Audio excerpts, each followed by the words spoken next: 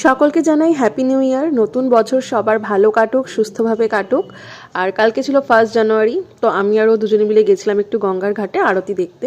Actually কোনো ভালো restaurant বা পাবে যাওয়ার মতন সিচুয়েশন এই মুহূর্তে আমাদের কারোরই ছিল না আর কি। তো কালকে ছিল 1 জানুয়ারি, মানে ওই দিনকে ছিল আমার রাঙামা যেহেতু মারা গিয়েছেন, কালকে 13 দিন ছিল। তো তার জন্য কালকে ঘাট কাজ হয়েছে।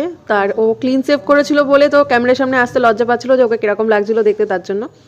তাও দুজনে মিলে সারাদিন বাড়ি ছিলাম, ভালো লাগছিল না যে বছরের প্রথম দিন, তাই জন্য বিকেলবেলা একটু বেরিয়ে পড়ছিলাম গঙ্গার ঘাটে আরতি দেখতে। দেন আরতি দেখার পর দুজনে একটু সময় কেটেছি, খুবই অল্প সময়, কারণ আমাদেরকে বাড়িতে গিয়ে আজকে যেহেতু শ্রাদ্ধ, তো শ্রাদ্ধের জন্য কেনাকাটি বাজার করতে হতো। দেন ওখানে কিছুক্ষণ সময় কেটেছি, প্রথমে চা খেয়েছি আর আমরা আশেপাশে একটু ভেজ কিছু খুঁজছিলাম, যদি পাওয়া যায় তো ভালো হতো। তো দেখলাম যে এই পাপড়ি চাট আর ভেলপুরি রয়েছে, তো দুজনে একটা পাপড়ি চাট একটা ভেলপুরি নিয়েছি। আর এই অরেঞ্জ জুসটা খেতে যে আমার এত ভালো লাগে। দেন দুজনে তাড়াতাড়ি বাড়ি চলে আসি সময় কাটে, কারণ আজকে 2 জানুয়ারি, আজকে যেহেতু শ্রাদ্ধ, কালকে রাতেই সমস্ত বাজার করতে হয়েছিল। তোমরা 1 জানুয়ারিতে কোথায় গেছিলে, কীভাবে কাটালে জানিও।